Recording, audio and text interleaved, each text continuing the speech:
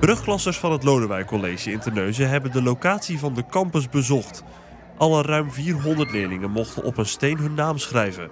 En deze stenen moeten straks de fundering van de campus gaan vormen, want...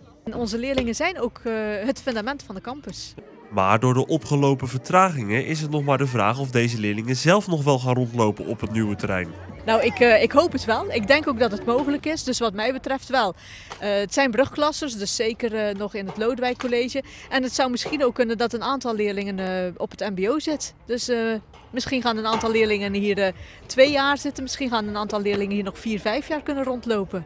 Nou ja, we zijn nog steeds volop bezig met toch wel om de route te volgen dat we toch richting 28 gaan we niet meer halen, maar wel zo spoedig mogelijk.